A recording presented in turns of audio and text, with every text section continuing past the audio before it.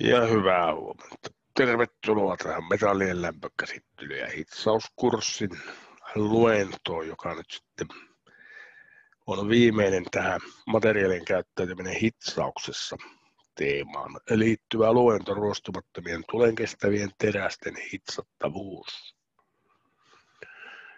Niin kuin tuolla ihan ylhäällä lukee, niin luentomateriaali perustuu kansainvälisessä hitsauskoordinaattorikoulutuksessa läpikäytäviin asioihin. Tarkoittaa sitä, että tässä slaidipaketissa nyt on aika paljon sitten myös ylimääräistä tähän meidän metallien lämpökäsittely- ja hitsauskurssiin nähden, mutta käyn sitten vähän hypellen tuota aineistoa läpi. Kuitenkin tarjolla on sitten tietoa tulevaisuudessakin, jos ruostumattomien terästen hitsauksen kanssa sitten ihan todellisuudessa tekemisiin joutuu jossain vaiheessa. Ja niin kuin tuli mainostettua, niin tosiaan viimeinen luento nyt sitten tähän materiaaleihin, teräksiin, niiden hitsattavuuteen liittyen. Tämän jälkeen meillä on enää jäljellä 2 luentokertaa terästen lämpökäsittelyt ensi viikolla 50 ja viikolla 51 sitten. Sanoisin, että ihan haastava tehtävä käydä nyt sitten siinä 2 oppitunnin aikana läpi kaikki se, mitä tässä on kaadattu siihen mennessä 14 viikon aikana läpi. Siinä on perinteinen ruostumattomien terästen luennon aloitusslaidi, dia, eli herra Edward Maurer, one of the inventors of stainless steel. Siinä hymyilevä potretti hänestä. Tarkoittaako tuo nyt sitten sitä, että tuohon maailman aikaan, eli 1900-luvun alussa, kun ruostumattomia teräksiä nyt sitten on kehitelty eri puolilla maailmaa. Se on ollut hyvinkin totista touhua. Ruostumattomat teräksethän keksittiin tai niitä alettiin kehittelemään toisistaan riippumatta ainakin 4 paikassa, eli Saksassa, Englannissa, Ranskassa ja USAssa. Ja taisi mennä sillä tavalla vähän se jako, että Saksassa, johon tuo Friedrich Krupp AG:n hallinnoima patenttikin liittyy, kehitettiin austeniittisia ruostumattomia teräksiä. Englannissa sitten taas, olikohan siellä nyt sitten herra nimeltä Bradley, olisiko ollut Harry Bradley, ja hänen tutkijakollegansa vastasivat martesiittisten ruostumattomien terästen keksimisestä. Ranskasta en nyt sitten itse asiassa tiedäkään, mutta sitten taas Jenkeistä tiedän sen, että siellä keskityttiin ferriittisten ruostumattomien terästen kehittämiseen. Siitä piti mennä sitten tuonne 1920-luvulle ennen kuin nämä austeniittis-ferriittiset eli duplex-teräkset kehitettiin, ja ne taas sitten kehitettiin Ruotsissa. No yhtä kaikki, ennen kuin mennään tuonne varsinaisiin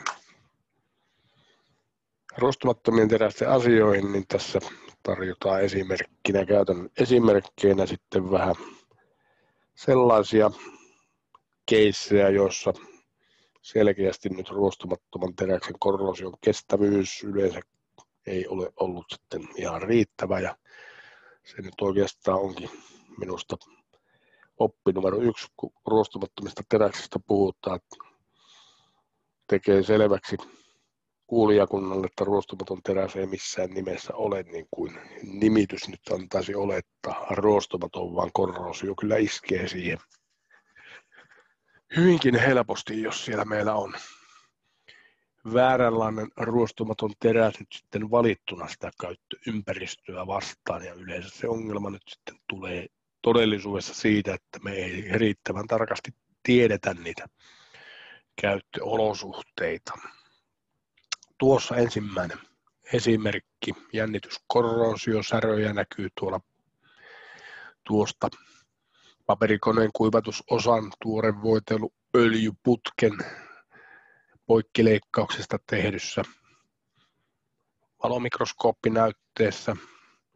Siellä on tuommoista hyvin tyypillistä jännityskorrosioa aiheuttamaa pitkää, voimakkaasti haarovaa säröilyä, joka niin kuin näkyy tuolta putkesta otetussa kuvassa, niin on sitten aika monessa paikassa tuonne pintaan ilmestynyt ja hyvin monessa paikassa se on sieltä päässyt sitten myöskin läpäisemään tuon koko seinämän paksuuden. Ja sieltä tietysti siinä vaiheessa on sitten se öljy, joka tuolla putken sisällä kulkee, niin päässyt vuotamaan ulkopuolelle. Ehkä sen verran mennään pidemmälle tuossa, mitä tuossa on tapahtunut, että kerron sen, että alunperinhan tuo on siellä kestänyt siinä ympäristössä hyvinkin pitkään, mutta siinä vaiheessa, kun sinne nyt sitten on joku kemikaalikauppias saanut kaapattua jotakin uutta ja entistä tehokkaampaa bakteerin tappamiseen tarkoitettua liuosta, niin se on nyt sitten aiheuttanut hyvinkin nopealla aikajänteellä tuommoisen säröilyn tuonne putken pintaan. Ja kysymys on ollut siitä, että siinä uudessa kemikaalissa on ollut kloriideja huomattavasti paljon enemmän kuin siinä alun perin käytetyssä, joka taas puolestaan on tarkoittanut sitä, että tuo putki, joka nyt on ihan perusruostumatonta austeniittistä ruostumatonta terästä, niin ei lähtökohtaisesti kestä sellaista olosuhdetta. Ja näinhän siinä oli käynyt sitten.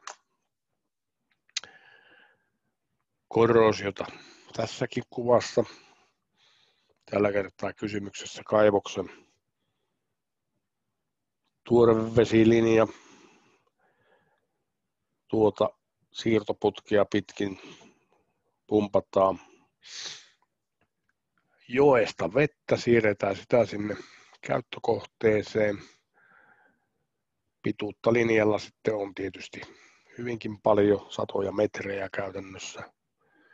Siellä nyt on laiminlyöty sitten putkiston valmistusvaiheessa täysin tuo juurenpuolen suojaus, eli se on päässyt sitten pahasti hapettumaan hitsauksen yhteydessä. Ja se taas puolestaan tarkoittaa sitä, että sinne on muodostunut kromiköyhä vyöhyke, koska tuon hitsauksen lämmöstä, sen vaikutuksesta siihen pintaan syntyvä oksidikerros, joka paksunee sinne koko ajan. Tietysti kun siellä lämpöä ja aikaa riittää, niin se tarvii kromia jostakin ja se ottaa sitä kromia sitä heti pinnan alapuolelta ja sieltä kromipitoisuus nyt sitten putoaa siinä teräksessä. Ja nyt kun tuo itse oksidikerroskaan ei ole sitten mitenkään korroosiota kestävä, se ei ole niin sanotusti passiivisessa tilassa, vaan siihen sitten erityisesti pistekorroosio, niin kuin tuossa näkyy, se helposti iskee ja siellä on sitten sen jälkeen vastassa se kromiköyhä vyöhyke, jota pitkin se korroosio etenee sitten hyvin helposti. Miten tuosta on päässyt noinkin pahasti kuoppaantumaan tuolla johtuu siitä, että siinä jokivedessä on humusta ja siinä puolestaan rikkiä ja tuonne putken pintaan nyt sitten hyvinkin todennäköisesti, kun siellä vettä kulkee, niin syntyy tämmöinen biofilmi, jossa nyt sitten tässä tapauksessa on ollut bakteereja, jotka käyttää rikkiä humuksesta saatavaa rikkiä ravinnokseen ja onnistuu siinä yhteydessä muuttamaan sen rikkihapoksi, joka nyt sitten taas pääsee tekemään tuota pistekorroosiota tuonne heikosti korroosiota kestävään hapettuneeseen muutosvyöhykkeeseen. Miten tämmöinen olisi vältettävissä, niin ensisijaisesti sillä, että tehtäisiin se hitsaus oikeaoppisesti, eli tuonne juuren puolelle järjestettäisiin juurensuojakaasu, jolla saataisiin sieltä nyt sitten happi syrjäytettyä ja näin ollen sinne ei hapettumista pääsisi tapahtumaan. Toinen vaihtoehto on se, että jos siellä nyt sitten pääsee tapahtumaan tämmöinen ilmiö, niin tuo pitäisi nyt sitten saada tuo hapettumakerros poistettua sieltä ensin mekaanisesti ja sen jälkeen sitten vielä kemiallisesti peittaamalla passivoimalla. Tässä nyt ei kuitenkaan oltu tehty sitten yhtään mitään, eli lähtökohtaisestikin oli jo kyllä tuomittu epäonnistumaan tai tämmöinen korrosio siellä sitten tapahtumaan. Siis käytännössähän tuo tarkoitti kalenteriaikana noin 1,5 vuotta siitä käyttöönotosta. Seuraava esimerkki sitten. Myöskin tuommoista paikallista korrosiota kaivoksella ollaan edelleenkin nyt maan alla. Ja siellä kaivoskäytävää, eli tuommoiseen perään, loihettuun perään sijoitettu maa-alainen suojatila, johon on nyt sitten tuolta katosta tippunut vettä, jota siellä kaivoksen maaperässä sitten on, ja siinä vedessä nyt sitten on aivan hurja määrä klooria, 120 grammaa litralle. Juomavedessä tuo klooripitoisuus tyypillisesti täällä meillä on 0,2-0,3 milligrammaa, eli todella paljon pienempi. Toisesta ääripäästä voitaisiin ottaa sitten esimerkkinä kuolleen meren suolapitoisuus, joka taas on sitten luokkaa 300 grammaa litralla. No, joka tapauksessa niin hurjat kloriidipitoisuudet, että tuolla sinällään hyvin korrosiota kestävä austenittis-ferriittinen ruostumaton teräs on mennyt tuohon kuntoon sitten taas hyvinkin nopeasti. Taas puhutaan semmoisesta reilun vuoden käytöstä. Sitten mennäänkin tuonne tulenkestävien terästen puolelle. Tuossa äkkiä käänsin nyt sitten tuo alun perin vaakasuunnassa olleen kuvan todelliseen käyttöasentoon, eli tuossa on tuommoisen konttimallisen hakevoimalan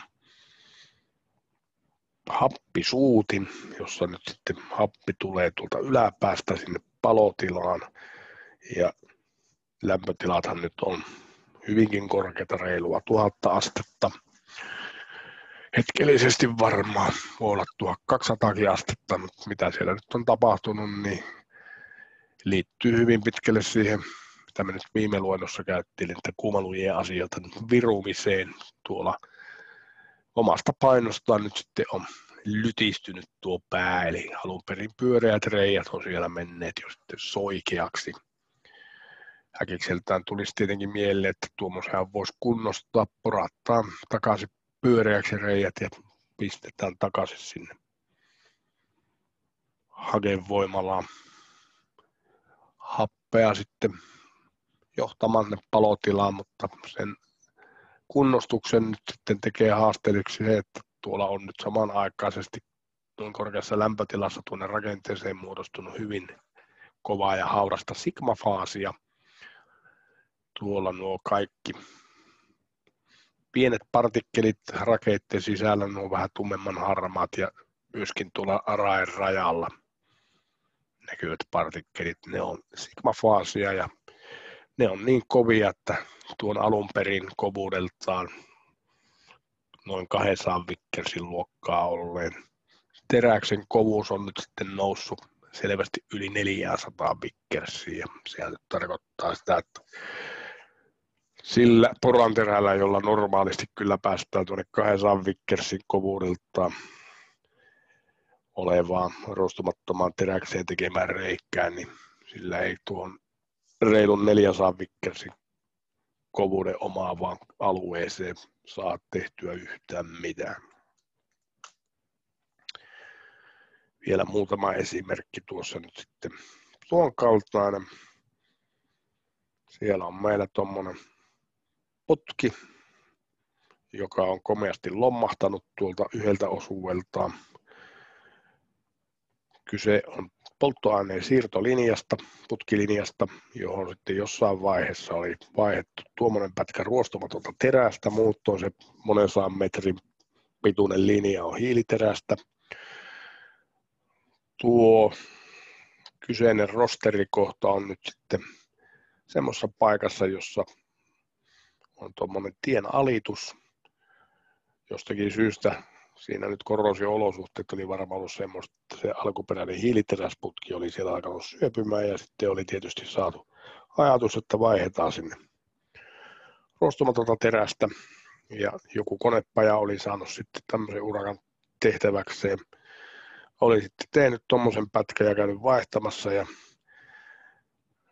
2017 tuo nyt sitten oli vaikka 18. No joka tapauksessa jossain vaiheessa, kun siellä nyt sitten pumppailtiin taas, siirrettiin sitä polttoainetta maansa alaisesta säiliöstä sinne jakelupisteeseen, niin joku havaitsi siinä tien alituksen kohdalla nyt selkeästi haisi nyt sitten polttoaine ja katsoi tarkemmin sinne alitusrumpuun, niin siellähän oli sitten jo nähtävissä se, että sieltä tästä putkesta vuoti koko ajan sitä polttoainetta ulkopuolelle, eli siellä oli selkeä halkeama olemassa ja tämä johti siihen, että siinä tehtiin tietysti hätäpysäytys sille siirrolle, tyhjennettiin takaisin siellä putkistossa oleva polttoaine sinne maalaiseen säiliöön ja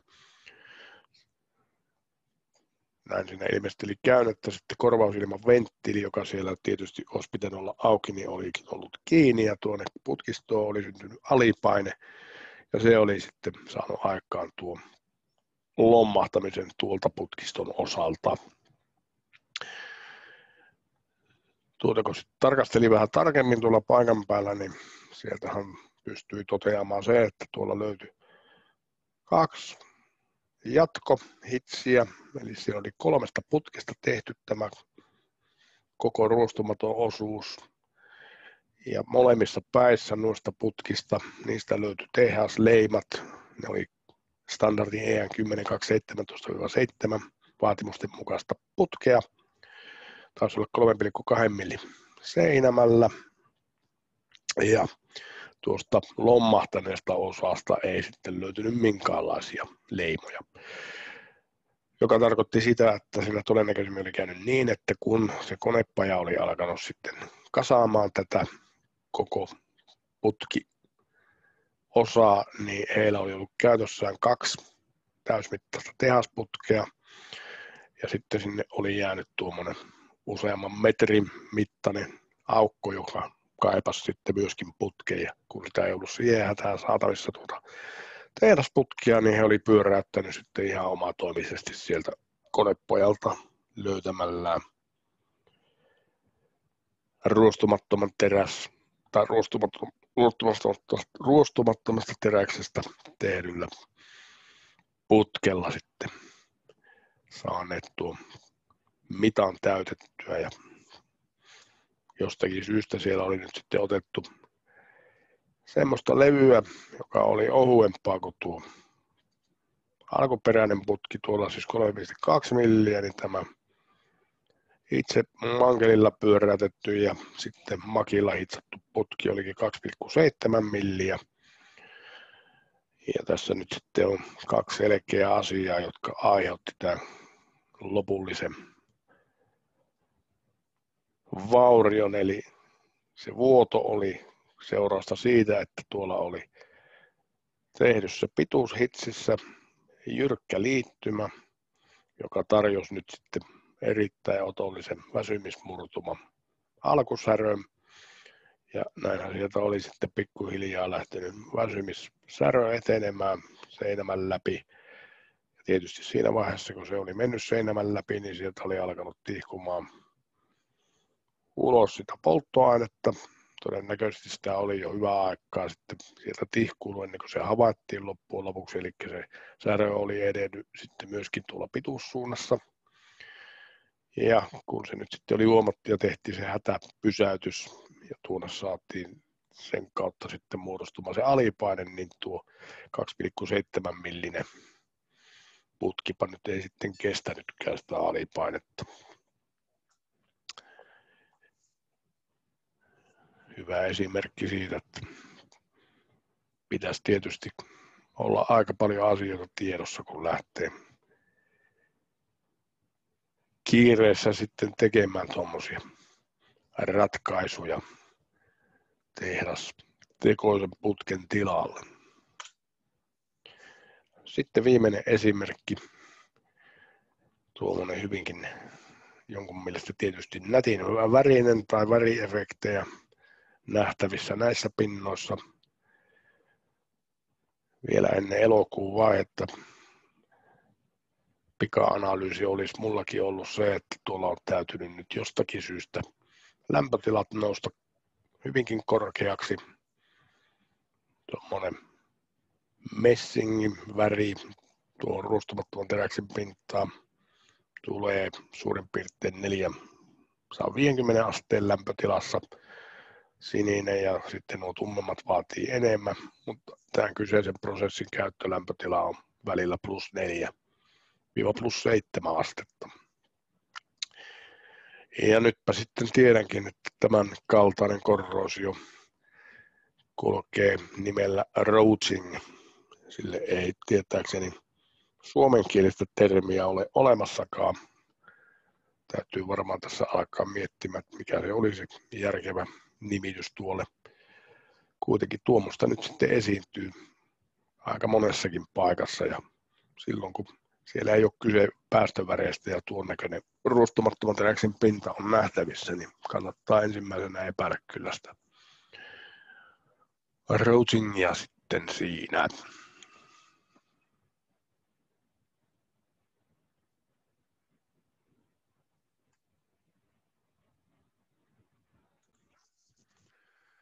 Näin siinäpä oli sitten vähän ehkä pitemmänkin kaavan mukaan pientä johdantoa koko aihealueeseen, jota tässä nyt olisi tarkoitus sitten oikeasti käsitellä. Mennäänpä nyt sitten siihen, eli ihan yleistä. Ensin olemmehan jo aiemmin tutustuneet itse asiassa näihin ruostumattomiin teräksiin, juurikin tuo standardi EN10020 kautta. Siellähän määritellään rosterit sitten tuohon tapaan, eli ne ovat teräksiä, joiden hiilipitoisuus on enintään 1,2%, kromipitoisuus vähintään 10,5%. Lisäksihän tuolla kerrotaan sitten, että nämä teräkset voivat sisältää nikkeliä tai mangaania, jotta mikrorakenne saadaan osittain tai kokonaan austeniittiseksi. Korrosion kestävyyttä puolestaan voidaan parantaa nyt kromin lisäksi. Siis kromi on se ensisijaisesti korrosion kestävyyden tuova alkuaine. Mutta sen ohella siis molybdeniseostuksella ja austenittis-ferrittisessä teräksessä myös typellä ja kuparilla.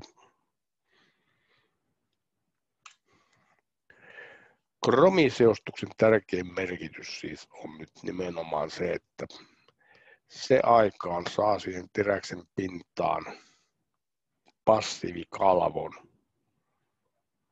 Hyvin ohuen tiiviin oksidikerroksen, jossa nyt sitten valtaosin on kromioksidia, mutta jos sitä nyt lähtee analysoimaan tarkemmin, niin löytyy sieltä toki muidenkin alkuaineiden muodostamia oksideja. Paksuus on siis todella pieni. Se on luokkaa 2–4 nanometriä. Mutta sen enempää siellä ei tarvitse sitä olla. Se riittää nyt sitten siihen, että se korrosiota aiheuttava ympäristö ei pääse suoraan koskettamaan sitä itse ruostumattoman teräksen pintaan, vaan törmää nyt siihen, siis tähän passiivikalvoon, joka nyt sitten valitettavasti luonteeltaan ei ole kaikissa olosuhteissa stabiili, vaan käytännössä vaatii kyllä jonkin verran hapettavat olosuhteet, että se siellä nyt sitten ihan varmasti pysyy, mutta sillä taas nyt ei ole sitten todellisuudessa merkitystä kuin matalan lämpötilan korroosiossa, jossa se korroosio vielä on märkäkorroosiota. Mutta ei siitä sen enempää tässä vaiheessa. Austeniitin ja ferritin muodostajat. Tällä nyt on merkitystä nimenomaan siihen, että minkälainen mikrorakenne me tuohon ruostumattomaan teräkseen sitten saadaan. En muista, onko näistä austeniittia ja ferrittiä suosivasta seosaineesta ollut tuolla aikaisemmissa luennoissa puhetta. Mutta tuohon nyt tärkeimmät on sitten listattu.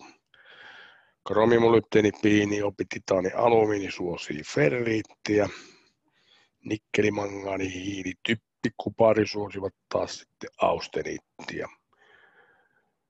Tarkoittaa nyt sitten muun muassa sitä, että kun meillä on ferriittisiä ruostumattomia teräksiä, niin siellä nyt nikkeliä ei sitten käytännössä haluta olevan juuri ollenkaan.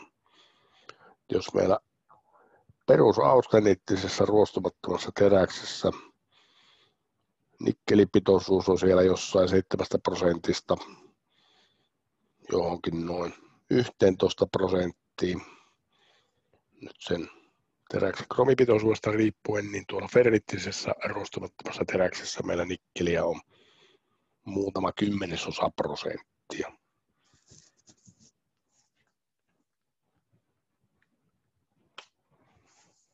Siinä on tuommoinen hyvä yhteenvetotaulukko nyt sitten noiden eri seosaineiden vaikutuksesta eri ominaisuuksiin. Ensimmäisenä siellä tuossa äskeisessä slaidissa esitetty asia, eli ferritti forming, austenite forming efekti. Ja tuoltahan nyt sitten voimme halutessamme tarkastella, että oliko tuo äskeinen luettelo nyt sitten niin kuin relevanttia. Kyllähän se tietysti sitä oli. Kolmannella rivillä on carbide forming effect, eli se, että kuinka hanakasti nyt mikäkin seosaine muodostaa karbiideja. Se on sitten semmoinen kaksijakoinen asia, että niin kuin tuolla kromin kohdalla näkyy, siellä on plussa. Kromi on hyvinkin hanakka reagoimaan hiilen kanssa, ja kun sitä kromia meillä vielä siellä on nyt sitten yleensä suurin piirtein se 18%, niin kromikarbiideja sinne hyvin helposti syntyy, ja ne taas ovat ei-toivottuja, koska ne yleensä hyvin helposti ja mieluiten syntyvät rairajoille, ja siellä johtavat sitten kromiköyhän vyöhykkeen muodostumiseen. Molybdeenin kohdalla on 1+, tarkoittaa sitä, että siellä on havaittavissa se, että se muodostaa karbiideja, mutta sitten tuolla titaani ja niobi on plussalla myöskin, ja nuo sitten taas on semmoisia toivottuja karbiideja. Käytännössä titaani ja niobi muodostavat karbiideja korkeammassa lämpötilassa kuin tuo kromi, ja näin ollen sitovat sen vapaan hiilen sieltä nyt sitten jo hyvissä ajoin ennen kuin siellä alkaa niitä kromikarbiideja sitten edes syntymään. Silloin kun meillä on titaani tai niobi taikka sitten sekä että yhdessä seostettu niitä sinne teräkseen, niin puhutaankin stabiloiduista ruostumattomista teräksistä, ja se stabilointi viittaa nyt siihen, että sieltä ollaan saatu eliminoitua tai hyvin paljon vähennettyä sitä kromikarbiidien erkautumista. Sitten kun mennään alaspäin, niin siellä ominaisuus liittyy enemmänkin tuonne korroosio, eli resistance to rust, yleiseen korroosioon. Sitten on ICPC, SCC, eli intergranular corrosion, rairajakorroosio, pitting corrosion, pistekorroosio. Voisi varmaan laittaa myöskin rakokorroosio ihan samalle riville. Sitten vielä tuo SCC, eli stress corrosion, cracking, jännityskorroosio. Ja siellä nyt sitten näyttää olevan ihan mielenkiintoinen detalji, kun itsekin huomaa ensimmäistä kertaa, intergranular corrosion ja pitting corrosion hiilen efekti on 2-. Tarkoittaa sitä, että hiilipitoisuus kun kasvaa, niin silloin rairajakorrosion kestävyys ja pistekorrosion kestävyys huomattavasti heikkenevät. Onko siinä muita miinuksia? Ei, sen sijaan on sitten titaani ja niobi plussalla, ja tuo nyt liittyy juurikin siihen stabilointiefektiin, koska tuo rairajakorroosio nyt on seurausta nimenomaan sitä karbiidin erkautumista sinne rajanrajoille ja sen aiheuttamasta kromiköyhästä vyöhykkeestä, joka nyt sitten on siellä rajanrajan vieressä. Ja se on nyt sitten erittäin otollinen paikka tuolla rajanrajakorroosio ilmenemiselle. Sitten siellä on non-scaling property, joka nyt sitten liittyy suoraan tuohon tulen kestävyyteen, ja tuolta nähdään nyt sitten selkeästi, että tulen kestävyyttä parantaa erityisesti kromi ja sen ohella pi ja alumiini. Creep resistance eli nyt se virumislujuus, sen parantamiseen näyttäisi olevan seosaineista nyt parhaimpia nikkeli ja kobolttia. Näin mä nyt sitten sanoisin, että nikkeli plus sieltä tulee sen takia, että meillä on austeniittinen kiderakenne sitten kysymyksessä. Koboltissa nyt en kyllä osaa sanoa yhtään mitään. No viimeisenä siellä on sitten tuommoinen hot crack resistance, eli hitsausta ajatellen kaikista haasteellisen ilmiö nyt sitten melkeinpä on tämä kuumahalkeilutaipumus, joka liittyy puhtaasti austeniittiseen kiderakenteeseen aika suoraan. Ja silloin tietysti ferrittiä stabiloivana aineena tuo kromi parantaa nyt sitten asioita, kun halutaan välttää tuota kuumahalkeilua, myöskin molybdeeni, mangaani myös, vaikka onkin austeniittia stabiloiva seosaine, mutta koska kuuman halkeama nyt sitten varsinaisesti johtuu epäpuhtauksien suotautumisesta hitsin keskilinjalla, nämä epäpuhtaudet ovat rikki ja fosfori, niin mangaani sieltä nyt sitten sitoo sen rikin mangaanisulfiideiksi. Semmoisia asioita on tuosta taulukosta poimittavissa. Seuraavaksi mennään nyt ennen kuin aletaan sen kummemmin käymään läpi, mitä kaikkia ruostumattomia teräksiä meillä nyt sitten on tarjolla tai valittavissa, niin tämmöinen aihepiiri kuin kromi- ja nikkeli-ekvivalentit. En nyt ole valitettavasti ikään kuin vähän järjestänyt loogisempaan järjestykseen näitä asioita. Nämä menee suoraan nyt sen hitsauskoordinaattorikoulutuksen sen sisältöjä ohjaava International Institute of Wellingin julkaisema IV-kaiden mukaan, ja siellä nyt sitten tässä vaiheessa on määritelty käytäväksi tämä asia läpi. Liittyy noihin ferriittidiagrammeihin, ja niin kuin tuolla lukee, niin hitsiaineen mikrorakenne voidaan nyt sitten ennustaa tällaisten ferriittidiagrammien avulla, ja niitä taas puolestaan on tuossa luetellut Safler-Delong VRC ESPY-diagrammit, Boost-RAM myöskin, joka tuolla ei sitten näykään. Kaikille niille on yhteistä se, että ne ovat graafeja, jossa meillä nyt sitten X-akselilla on tuo kromi-ekvivalentti, sen arvo, ja Y-akselilla nikkeli-ekvivalentti ja sen arvo. Seuraavassa slaidissa, eli tässä näemme nyt sitten noita kromi- ja nikkeli-ekvivalentin laskukaavoja. Alkuperäinen on siis tuo Safleri, julkaistu vuonna 1949, ja ferrittiä stabiloivista seosaineista siellä on otettu huomioon kromi, molybdeeni, pi ja niobi. Ja nikkeli-ekvivalentissa taas sitten nikkeli, hiili ja mangaani. Ja niin kuin näette, tuota kaavaa nyt sitten on vähän täydennetty, modifioitu noissa toisissa diagrammeissa. DeLonghi 73. Se on nyt sitten julkaistu. Siellä kromi-ekvivalentti. Täsmälleen sama kuin tuolla Saflerissä. Nikkeli-ekvivalentti, ainakin minun mielestä ihan järkevästikin on otettu nyt sitten typpi mukaan, koska hiili ja typpi siellä nyt on suhteessa pitoisuutensa ne kaikkein voimakkaammin austeniittia stabiloivat seosaineet. VRC 1992, en edes tiedä, mistä nuo kirjaimet nyt sitten juontavat juurensa. kohta nähdään sitten vähän pikaisesti katsotaan, että mitä käytännön eroja noilla diagrammeilla sinällään on, mutta siellä edelleen nyt sitten vähän tarkisteltu noita kertoimia ja näin me puotettu tuolta kromiekvivalentista pi pois.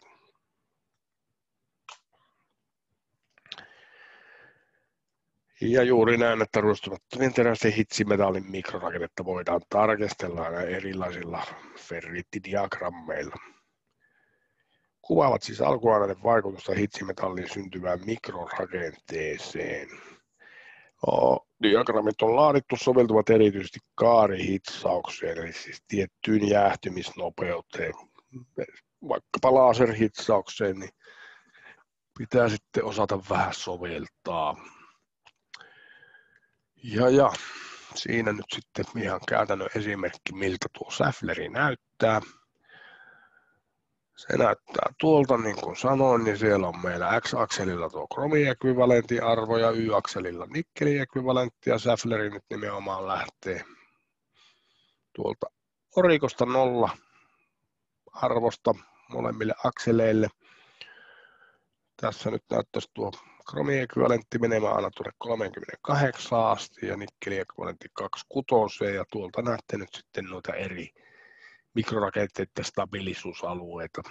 Tuolla on ferriittis-martesiittinen, vaikka se siellä luekkaan. Sitten on puhtaasti martesiittinen, martesiittis-ferriittinen, austeniittis-martesiittinen, austeniittis-martesiittis-ferriittinen, austeniittis-ferriittinen, puhtaasti austeniittinen ja sitten puhtaasti ferriittinen. Ja tämä todellakin on ihan niin kuin kelpo työkalu. Itse tätä käyttelen kyllä koko ajan. Aina kun tulee joku uusi ruostumaton teräsnokan eteen, josta ei ole aikaisempia kokemuksia, niin ensimmäinen homma, minkä mä teen, niin on ehdottomasti se, että mä otan tämän tyhjän säflerin ja laskeskelen äkkiä sitten sen kyseisen teräksen kromi- ja nikkeliekvivalentin ja sitten plottaan sen tuonne, ja kun näen, että se nyt on esimerkiksi tuossa, niin tiedän, että ahaa, mulla on nyt sitten austeniittinen ruostumaton teräs kysymyksessä, jossa nyt sitten kuitenkin suurin piirtein 10% deltaferriittiä on mikrorakenteissa, ja se nyt automaattisesti tarkoittaa sitä, että mun ei tarvitse olla hitsauksen yhteydessä nyt juurikaan huolissaan kuumahalkeilusta, mutta kun me ollaan kuitenkin noinkin kaukana nyt sitten tuolla, tai kromiekvivalentti tuon verran suuri, niin todennäköisesti täytyy nyt vähän olla huolissaan sigma-faasin aiheuttamasta sigmahauraudesta. Sitten jos minä joudun tekemään sekaliitoksen, eli hitsaamaan tuota kyseistä ruostumatonta terästä nyt sitten johonkin, vaikka P265GH, sen piste on suurin piirtein täällä, niin sitten mä voin tätä diagrammia käyttää siinä, kun alan valitsemaan, että minkälaista lisäainetta mun pitäisi käyttää. Tämä käytännössä tarkistaa nyt ehdottomasti sen, että se hitsin mikrorakenne ei satu missään nimessä tuon martesiittis tai tuohon austeniittis-martesiittis-ferriittiselle ylipäätään millekään alueelle, missä sitä martesiittia on mukana. Mutta se nyt on sitten enemmän hitsausmetallurgiakurssiasioita. No, niitä eroja näissä diagrammeissa. Siinä on DeLonghi. Yleensä se on nimenomaan näin, että siellä tuo asteikkokin ei ala nollasta, vaan jostakin, niin kuin tässä tapauksessa nikkeliekvivalentti 10 ja kromiekvivalentti 16, ja täällä on sitten huomattavasti tiheämmällä jaotuksella piirrelty nuo ferriittimäärät ja alueet. VRC vielä sitäkin tarkemmalla ferriittinumeron jaotuksella. Joskus on tarpeen hyvinkin tarkkaan tietää, paljonko siellä meidän hitsissä varsinkin tuota ferriittiä on. Yleensähän tilanne on se, että jos iskusitkeutta tarkastellaan ja meillä on kysymyksessä austeniittinen ruostumaton teräs, niin ei pitäisi tulla mitään ongelmia. Mutta sitten kun mennään todellakin mataliin käyttölämpötiloihin, vaikkapa LNG-terminaaliin, jossa nyt sitten se lämpötila sillä meidän väliaineella tai varastoitavalla aineella, jos puhutaan varastosäiliöstä, on alle -163 astetta, niin se tarkoittaa sitten sitä, että silloin kun tehdään nyt sitten hitsausohjeita ja siihen liittyen menetelmäkoetta, niin hitsin iskusitkeys pitää testata -196 pakkasasteessa. Ja siellä ei kestä nyt sitten olla juuri montaakaan prosenttia deltaferriittiä siinä hitsissä, että se iskusitkeysvaatimus nyt sitten saadaan täytettyä. Ja silloin on tietysti ihan hyvä, kun meillä on tämmöinen hyvin tiheällä jaotuksella oleva diagrammi käytössä. Toinen paikka, jossa sitä tarvii, on austenittis-ferriittisten ruostumattomien terästen hitsaus, jossa lähtökohtaisesti tietenkin se faasisuhde pitäisi olla 50-50, eli puolet austenittia ja puolet ferriittiä, mutta jäähtymisnopeus, eli käytännössä hitsauksen yhteydessä lämmön tuonti vaikuttaa sitten huomattavan paljon siihen, ja sitäkin nyt sitten voidaan tarkastaa vähän tämän kautta. Siinä sitten Bystrammi vielä nähtäväksi. Sitä ei ollut mainittu siinä luettelossa, mutta tämä on sellainen näppärä diagrammi just siitä, että tänne on merkitty nämä eri haurausalueet, joita nyt hitsauksen yhteydessä pitäisi mahdollisesti ottaa huomioon. Äsken se minun esimerkkini taisi olla sellainen, että mulla oli tuo piste tuolla jossain tuolla kohti, ja niin kuin silloin totesin, niin nelosalue on tuolla, eli tuo kuumahalkeiluvaara yläpuolella kokonaan, eli sitä ei tarvinnut huomioida, mutta sen sijaan tuo kolmosalue, eli sigma-haurastumisvaara, lämpötila välillä 500-900 astetta, se nyt sitten sattuu tämä meidän piste kyllä jo sille alueelle, eli tarkoittaa sitä, että hitsauksessa täytyy nyt sitten ainakin jonkun verran miettiä, että kuinka suurta lämmöntuontia uskalletaan käyttää, jotta emme ole liian pitkään tuolla riskialttiilla lämpötila-alueella.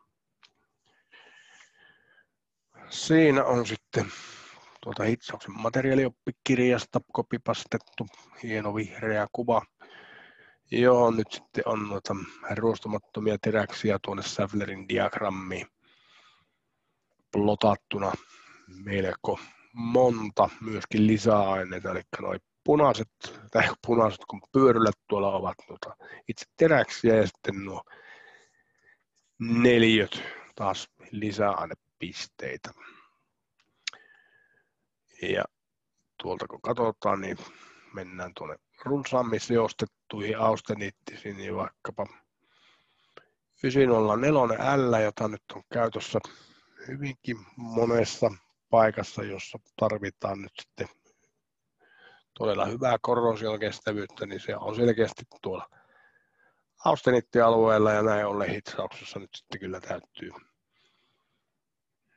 kiinnittää hyvinkin huomiota railogeometriaan, hitsausnopeuteen, käytettäviin lisäaineisiin, kun se kuuma halkeilu siellä nyt sitten peikkona meillä on olemassa. Kaikkein käytetyin ruostumaton teräs, eli EN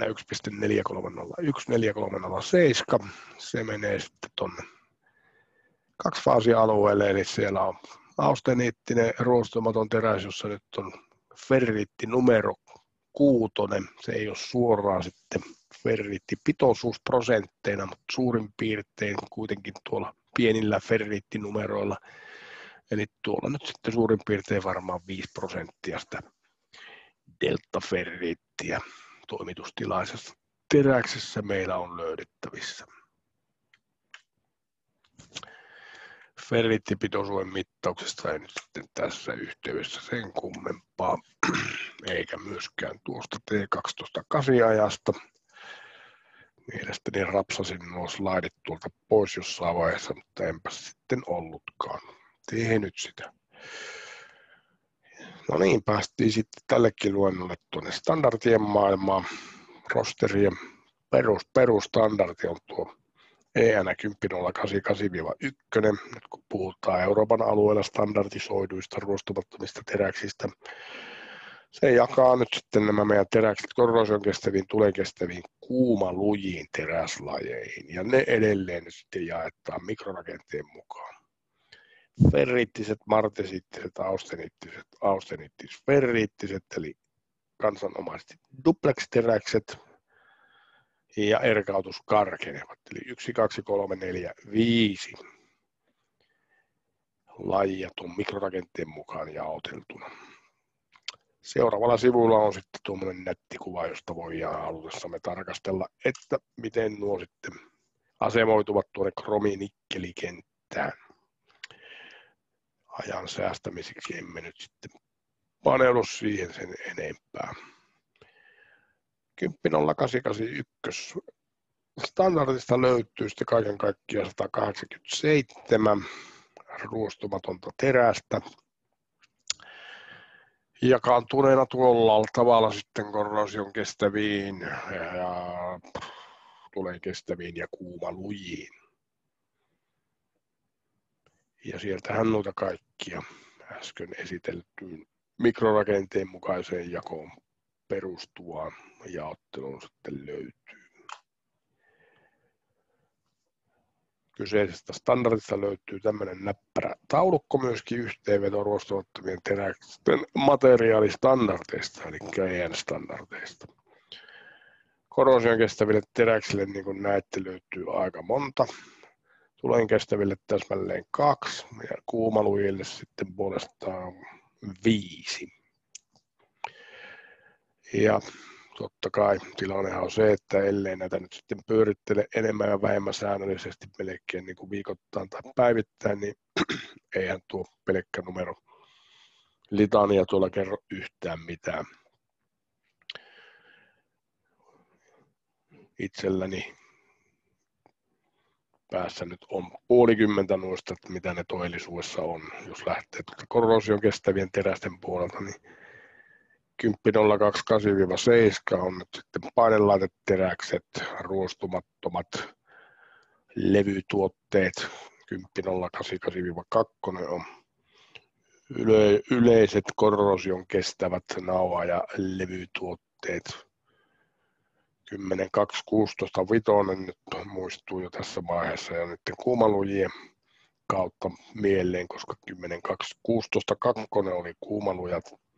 Seostamattomat teräkset, niin tämä viitososa nyt puolestaan on sitten Creep Resisting ja Stainless Steels. Saumattomat putket käytännössä siis. Nyt tuli puhuttua läpi ja päähän, niin ei ne nyt kuumalujia. Kun ovathan ne kuumalujat teräkset, tuolla on 10.216-5 jostain syystä. Ne on myöskin sitten merkitty tuonne korrosion kestäviä terästen standardiksi. No siinäpä se nyt sitten suunnilleen, mitä mä näistä muista. Vielä lisättynä tuolla tulen kestävien 10.095. Mutta jos tulee tarvetta nyt sitten palauttaa mieli, että mitä kaikki muut täsmälleen ovat, niin siihen löytyy sitten kyllä tieto tästä slaidista, josta nyt voimme sitten todeta vaikkapa tuolla on tuommoinen 10.296-2, niin sen standardin vaatimukset liittyy hitsattuihin pyöreisiin teräsputkiin, jotka on tarkoitettu yleiseen käyttöön, ja tuo osa 2 käsittelee ruostumattomia teräksiä.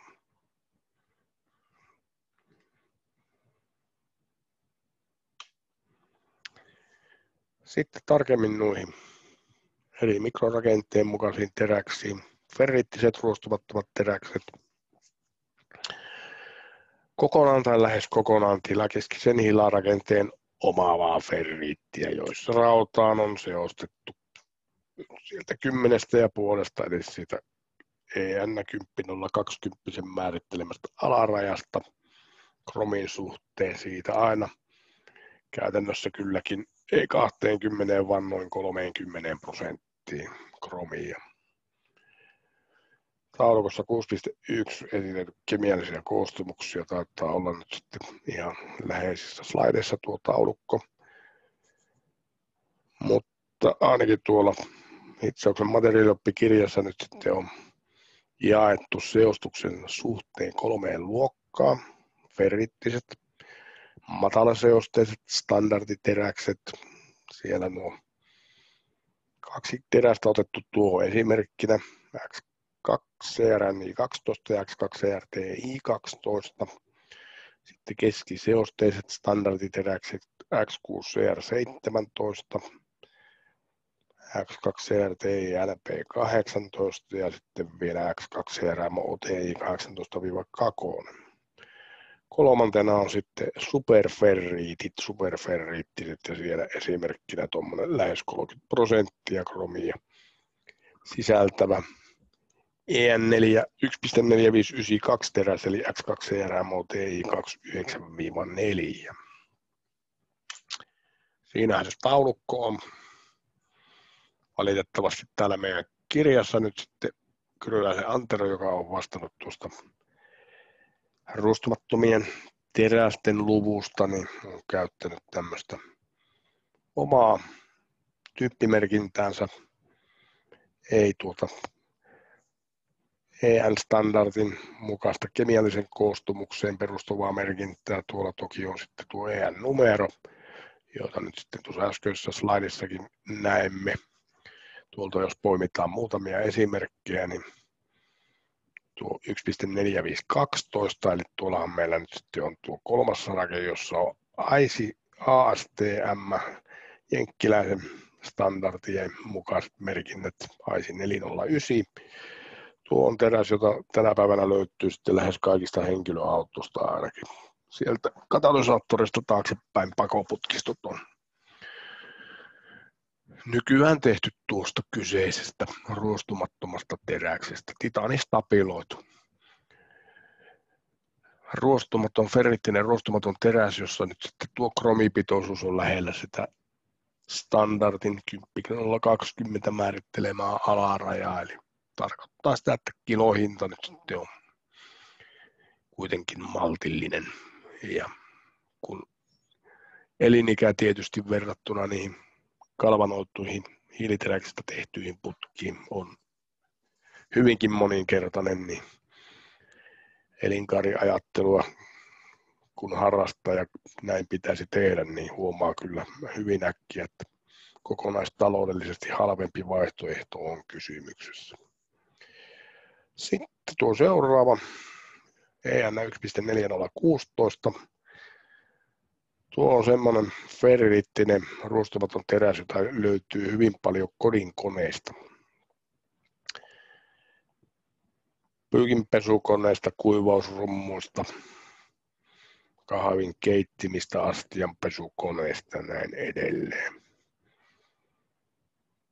Tyypillinen kromipitoisuus tuolla luki näin, että 17, mutta todellisuudessa se on siellä 16,5 välillä. Se tarkoittaa nyt korrosion kesto mielessä sitä, että sen korrosion kestävyys on nyt sitten aika paljon heikompi kuin noin 18% kromia sisältävien ruostumattomien terästen. Sen hitsattavuus myöskin on hyvin rajoitettu ja sen takia sen käyttökohteet nyt sitten on tyypillisesti noita minun äsken kertomia, niin niissä nyt ei paljon tarvitse sitten hitsausta tehdä. Ja siellä tärkeimmät ominaisuudet ovat pinnan laatu ja halpa hinta ja stabiili hinta. Ja nuo vaatimukset tuo kyseinen teräs sitten kyllä menestyksekkäästi on jo 10 vuosia täyttänyt. Sitten mennäänkin paljon tuonne alaspäin. Toiseksi viimeisenä tuolla meillä on tuommoinen kuin EN 1.4521 IC 444. Sitäkin on 10 vuosia käytetty nyt sitten ruostumattomasta teräksestä tehtyihin lämminvesivaraajiin.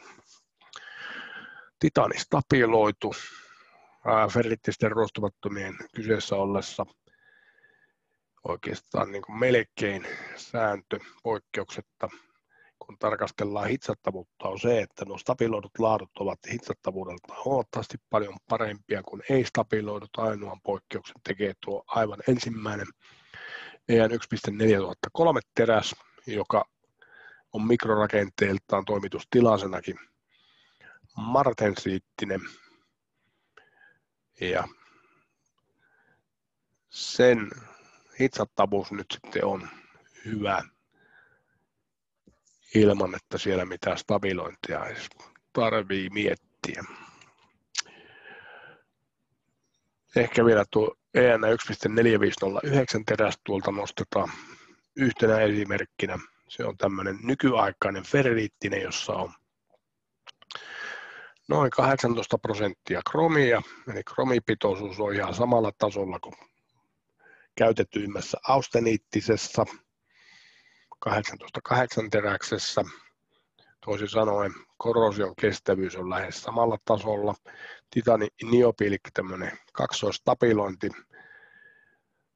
takaa sille todella hyvät hitsattavuusominaisuudet, ja se tarkoittaa taas sitä, että tuota pystytään nyt sitten aika monessa kohteessa käyttämään sen 18.8 austeniittisen ruostumattoman teräksen sijasta.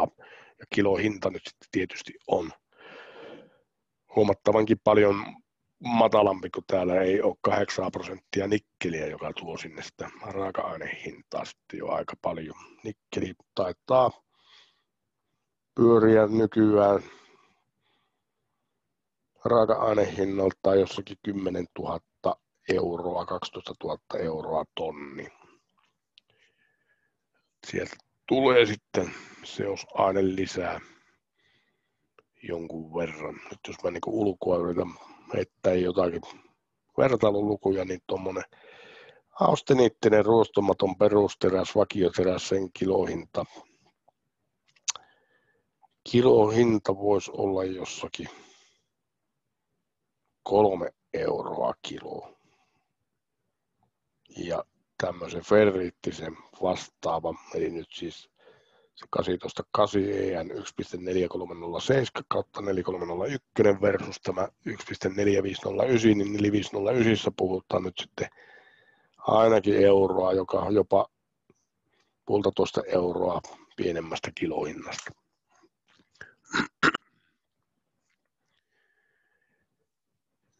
En ala teitä sekoittamaan sen kummemmin tuolla stabilointiasialla, se on ehdottomasti enemmän sen hitsausmetallurgia-kurssiasioita. Sitten mennään tuonne martensiittisiin ruostumattomiin.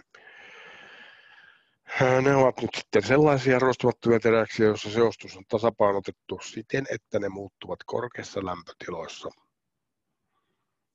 austeniittisiksi ja sitten karkenevat, tuossa sanotaan nopeassa sammutuksessa, mutta käytännössä ne on ihan ilmassa karkenevia teräksiä, eli ei tarvita mitään hirvittävän nopeaa jäähtymistä edes siihen, että sinne saa se martensiittinen teräs rakenne aikaiseksi. Hiilipitoisuus näissä teräksissä on huomattavasti paljon korkeampi kuin kaikissa muissa ruostumattomissa.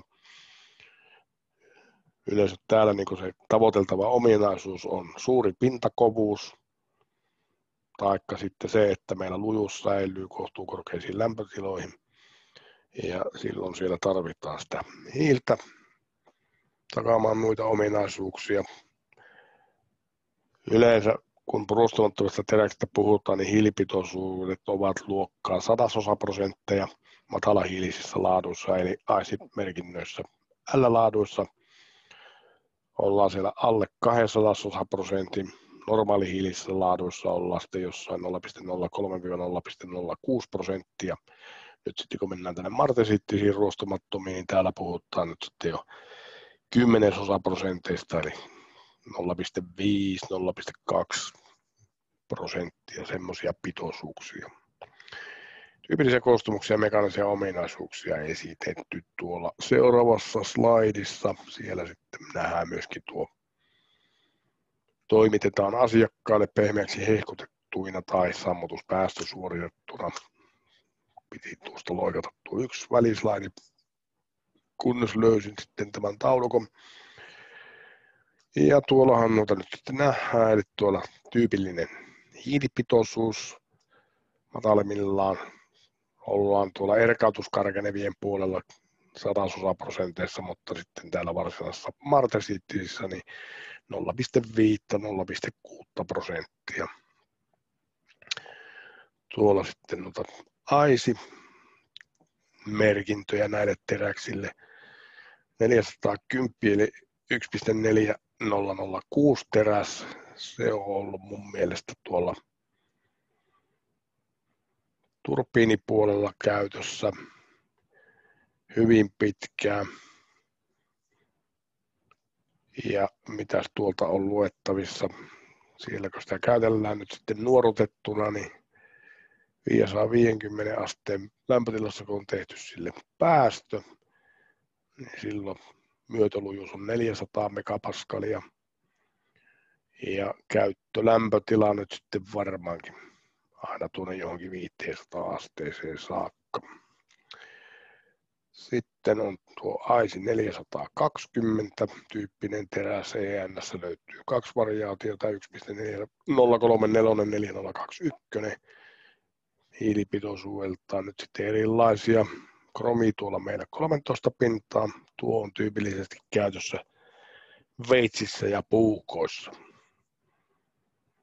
Ja voisi sanoa, että edullisimmissa sellaisissa niissä käytetään myöskin nyt, kun mennään vähän enemmän luksusluokan veitsiin, niin tuota AISI 440C, joka nyt sitten eroaa tuosta kahdesta siinä, että meillä on kromitaso siellä nyt tuolla 17% tietämissä.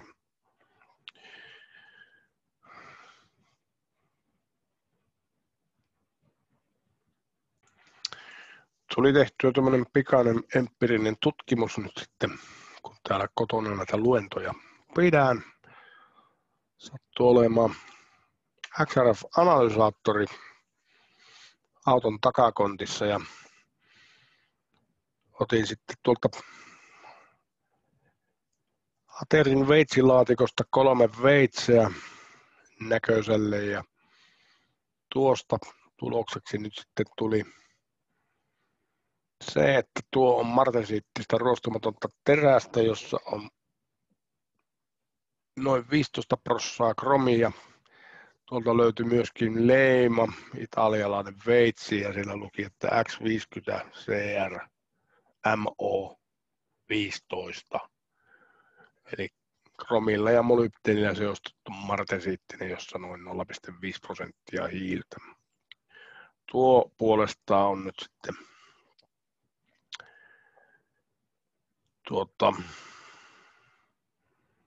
Marttinin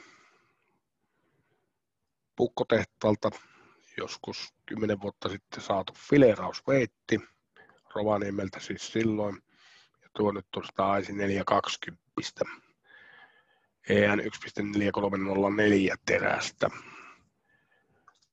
Tuommoinen näemmä koiran vähän käsittelemä peruskeittiöveitsi, niin tuo näytti olevan myöskin nyt sitä AISI 420 tyyppistä martesiittistä ruostumatonta. Sitten kahvinkeittimestä irtosi tuommoiset materiaalitiedot, eli tuo osa tuolla oli 1.4016 ferriittistä rosteria, kun taas tuo itse kahvi keittimessä pannussa ollut verhoilu on austeniittistä, todennäköisemmin 1.4307 terästä. Ihan varmahan minä en voi olla siitä, kun XRF-analysaattorilla nyt ei valitettavasti hiiltä saa analysoitua. Todennäköisimmin nykyisin käytetään matalahiilistä versiota nimenomaan tämän tyyppisissä tuotteissa. Päästäänkin sujuvasti sitten tuosta 43070 teräksistä austeniittisiin ruostumattomiin teräksiin. Eli siellä nyt sitten korrosion kestävät austeniittiset sisältää 16 jopa 2–4%, kromia 2–5%.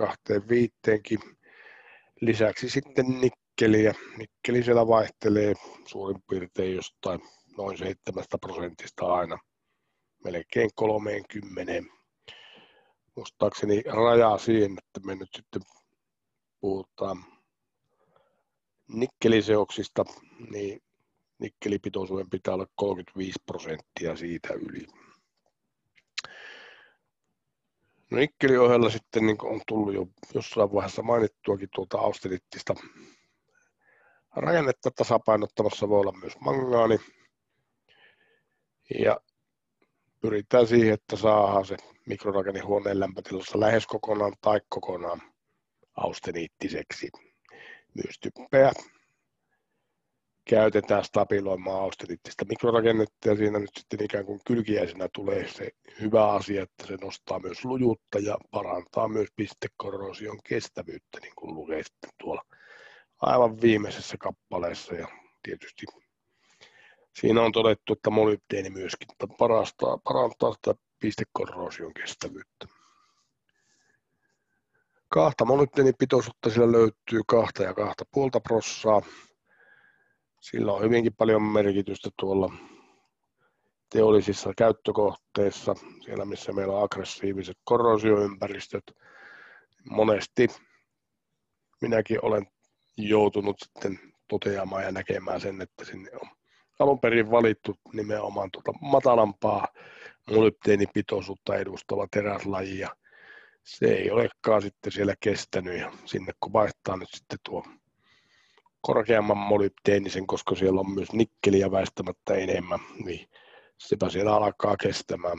Ihan käytännön esimerkkinä 2 teräslaatua siihen liittyy, eli tuo matalampi molybdeenipitoisuus EN 1.4404 tai 4401, se jos siellä nyt sitten ei alakaan kestämään, niin sinne kannattaa ja olisi pitänyt valita esimerkiksi EN 1.4432.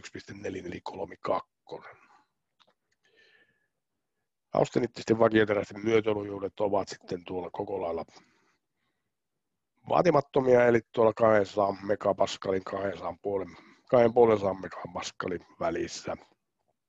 Eli yleensä teräksiä ajatellen melko matala. Sitten löytyy kyllä sieltä huomattavasti selvästi lujempiakin laatuja ja yksi erikoisuus, eli nimenomaan tuo kylmämuokkaamalla lujitetut teräkset, jotka ovat myöskin standardisoituja. Sitä jos äkkiä katsotaan, niin tuossa on meillä niitä kylmämuokkaamalla lujitettuja standardisoituja teräslajeja tai laatuja. Toimitustila 2 Heikki. Käydään äkkiä kohta tuo toimitustila-asia muutenkin vähän tarkemmin läpi. Löytyy siis tuommoisia CP350 CP-tonni 100C, joka tarkoittaa sitä, että 350 meillä on myötölujuus tuolla 350-500 megapascalia sillä välillä ja tuolla tonni 100 jopa 1300, eli todella lujista teräksistä on tuolla yläpäässä kysymys. Ja tuolta me voimme todeta ja lukea sen, että nyt aivan tuo perus austeniittinen EN 1.4301, se on nyt sitten lujitettavissa aina tuonne CP-tonni 100 lujuusluokkaa saakka. Sen verran mennään vähän niin kuin hitsausmetallurgisiin asioihin sitten, että jos me tällaista terästä lähdemme hitsaamaan, niin siinä nyt väistämättä sitten tehdään semmoinen lämpökäsittely tuolle teräkselle, että tuo lujitettu tila paikallisesti sieltä sitten kyllä hävitetään, eli sehän nyt sitten rekristallisoituu, pehmeäksi hehkuttuu sieltä. Siltä osin kun lämpötila siellä rekristallisaatio lämpötila yläpuolella sitten käy sen hitsiliituksen osalta. Tarkoittaa nyt vähimmillään sitä, että suunnittelija on oltava tietoinen tästä ja on sijoitettava sitten ne hitsit sellaiseen paikkaan, jossa ei missään nimessä ne jännitykset pääse sellaisiksi, että ne edellyttävät tuon tonni 100 lujuustason käyttöä sillä kohti.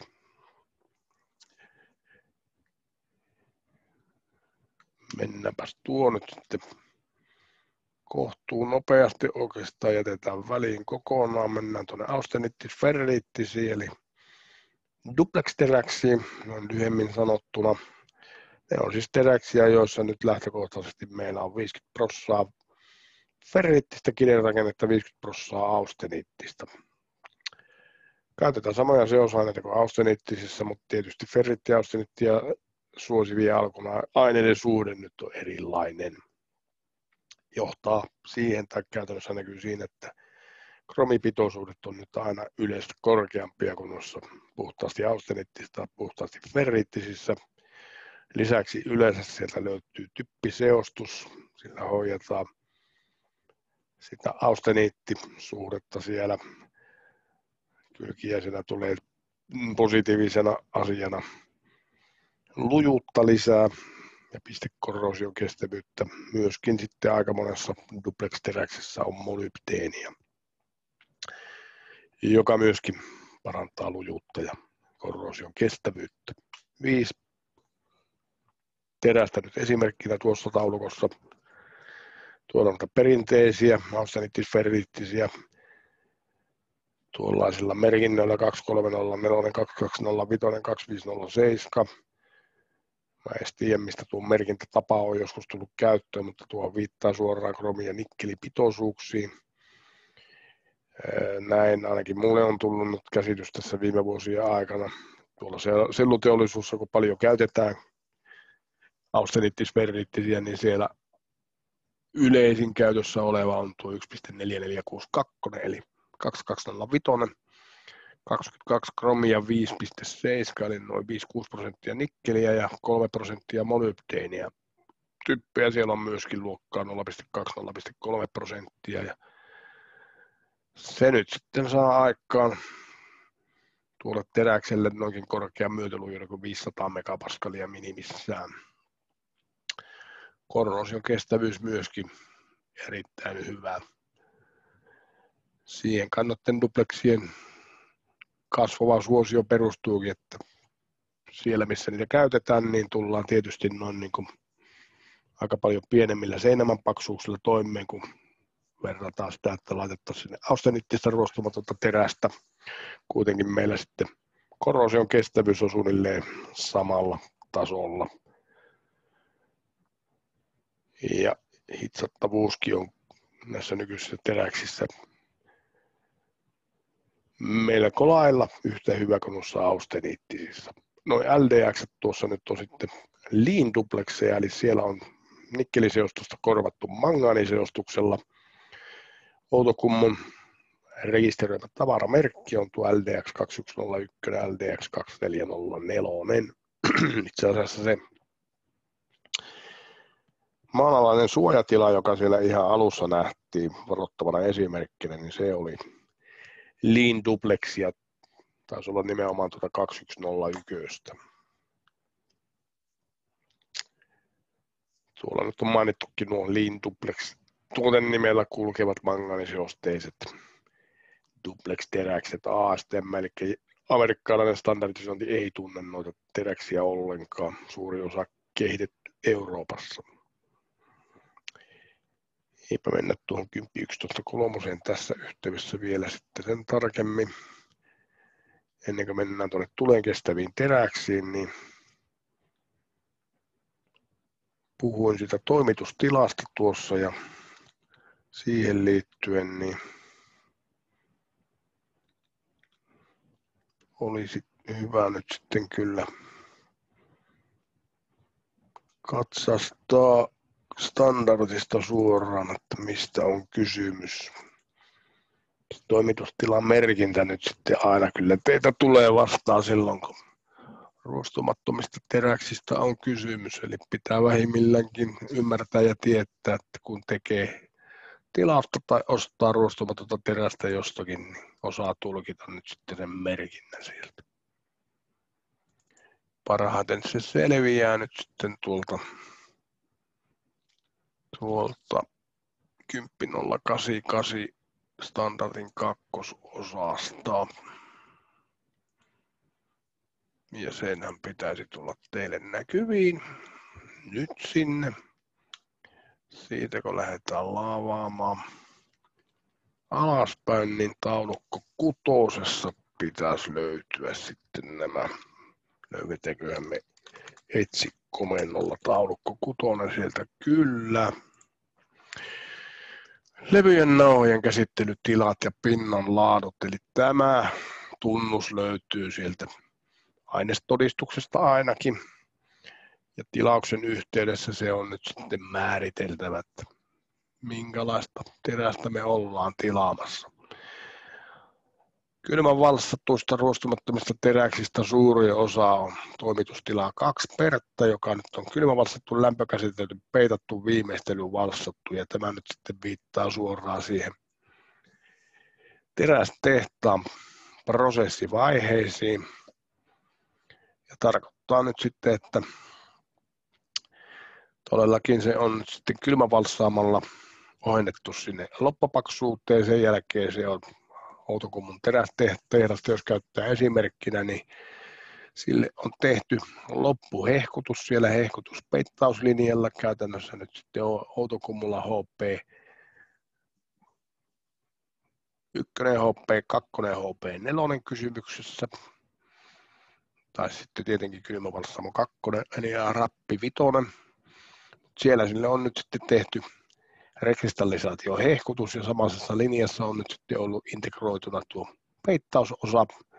Eli se on ensin elektrolyyttisesti peitattu ja sen jälkeen sekahapolla peitattu ja passivoitu. Viimeisenä työvaiheena nyt sitten ennen määrämittaan leikkaamista on ollut viimeistelyvalssaus, jossa siihen on valsattu semmoinen hyvin kevyt reduktio, joka kuitenkin on saanut aikaan sen, että verrattuna tuohon 2 daavittipintaan, jota nyt ei ole viimeistelyyn valsattu, niin pinnan karheus on aavistuksen pienempi kuin tuolla 2 daavitissa, ja näin ollen se nyt sitten heijastaa hieman paremmin pintana kuin tuo 2 daavitti. Ja mitä siinä nyt sitten on ikään kuin taas kylkiäisenä saatu aikaiseksi, niin tuo terästuotteen tasomaisuus on saatu sitten paranemaan tuohon viimeistelyyn valssaamattomaan nauhaan verrattuna ihan mukavasti. Tuonne prosessiteollisuuden sovelluksiin kun mennään, niin siellä nyt ei yleensä sitten niissä säiliöissä, putkistoissa, mitä siellä löytyy, jossa ruostumatonta terästä käytetään, niin siellä sitten ei välttämättä kylmävalssattua terästä käytetä, vaan nimenomaan kuumavalssattua, ja silloin se on poikkeuksetta 1 daavittia, kuumavalssattua, lämpökäsiteltyä ja peitattua. Mutta tuo 2-merkkinen koodi sieltä nyt sitten löytyy, tai pitäisi löytyä aina jostakin kohti. Ja monesti todellakin pitää ymmärtää sitten määritellä siellä tilausta tehdessä, että mitä on haluamassa hakemassa. Joo, eli tulen kestäviin teräksiin mentiin sitten tässä vaiheessa ensimmäistä kertaa. Onhan ne tuossa tullut mainittua ilman sen kummemmin selittämättä, mistä on kysymys.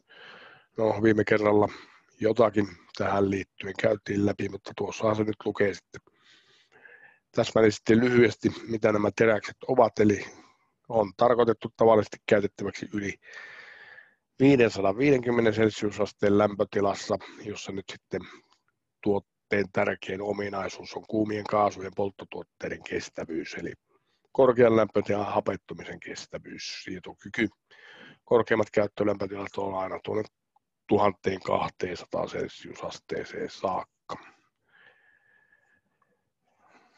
Mitä siellä nyt tapahtuu näissä tulenkestävissä teräksissä, niin ne on nyt seostettu siten, että sinne muodostuu tämmöinen tietynlainen pintaa suojaava oksidikerros, joka nyt on hyvinkin eriluonteinen ja paljon paksumpi kuin tuolla alumpana mainittu ruostumattoman teräksen pintaan muodostuva passiivikalvo. Täällä käytännössä kromi on se ykkösseosaine, joka siellä sen tulenkestävyyden saa aikaiseksi. Ja niin kuin siellä yhdessä taulukossa itse asiassa kerrottiin, niin 2 muuta seosainetta on myöskin tehokkaita, eli pii ja alumiini. Tulenkestävät teräkset nyt täällä EN-maailmassa, löytyy niistä kahdesta standardista, joista toinen on otettu tähän heidän 10.095 ja sieltä löytyy sitten tuossa nähtävät ferriittiset, austeniittiset, tulenkestävät teräkset ja 5 kappaletta nikkeliseoksia myöskin sitten. Myöskin muista standardeista nyt sitten löytyy noita tulenkestäviä, niitä sitten lueteltu tuohon. Ehkä tässä vaiheessa on hyvä muistuttaa ja kertoa, että tentissä nyt en kyllä tule tämmöisiä asioita kysymään millään muotoa. Siellä sitten taulukotona noita ferriittisiä tulenkestäviä tuolta EN 10.095 standardista. Siinä austeniittisiä tulenkestäviä, ja jos tuolta nyt pikkasen katselee, että minkälaisia teräksiä siellä on, niin kyllähän tuolta piitä nyt sitten kromin ohella aika monesta löytyy. Tuolla on myöskin alumiinia ja näyttääpä tuolla oleva seeriumikin yhtenä eksoottisena seosaineena sitten aika monessa mukana. Ja tuossa nyt sitten vielä tarjolla nuo 5 nikkeliseosta, jotka tuolla 10.095 on otettu mukaan.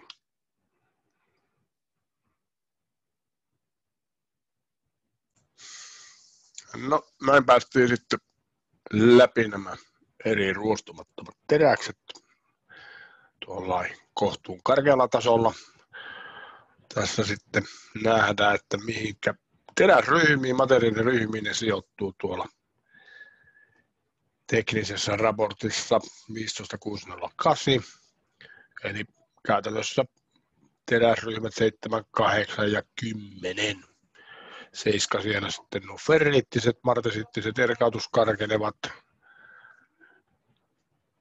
8-ryhmä austeniittiset ruostumattomat ja 10-ryhmä austeniittis-ferriittiset.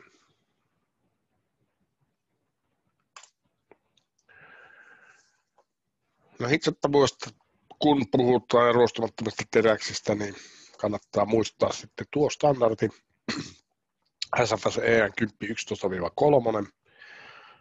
Sieltä löytyy nyt yleiset suositukset ruostumattomien terästen sulahitsaukseen ja liitteestä A-D. Sieltä löytyy sitten hyvin yksityiskohtaisia lisätietoja koskien näitä eri teräslajeja, austeniittisiä, ferriittisiä ja martensiittisiä.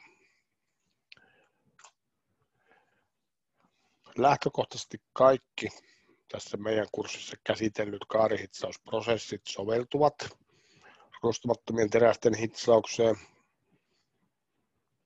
eli puikko, makkimikki, täytelanka, makkitikki, jauhekaari ja plasmahitsaus.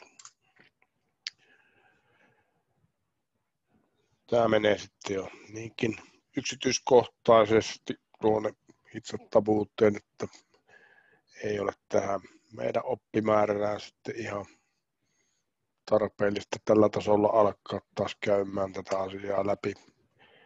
Tärkeintähän täällä nyt oikeastaan austeniittisten ruostumattomien terästen hitsausta, kun ajatellaan, on tämä asia, eli lämmön johtavuus, lämpön laajeneminen lähinnä. Ja siinähän tuo austeniittinen ruostumaton teräs nyt sitten johtuen siitä PKK-kiderakenteesta poikkeaa hyvinkin paljon tähän mennessä käsitellyistä ferriittisistä seostamattomista ja seostetuistakin teräksistä. Lämmön johtavassa, niin kuin näette tuosta austeniittisellä ruostumattomalla teräksellä, todella paljon pienempi kuin tuolla ferriittisellä S235. Onpa tuo ferriittisen ruostumattoman teräksen lämmön johtavuuskin vain puolet tuosta S235, ja sehän nyt näkyy hyvin konkreettisesti siinä, että vetelyt, joita hitsauksen yhteydessä nyt sitten syntyy, niin ovat huomattavasti paljon voimakkaampia täällä ruostumattomilla teräksillä kuin tuolla rakenneteräksellä.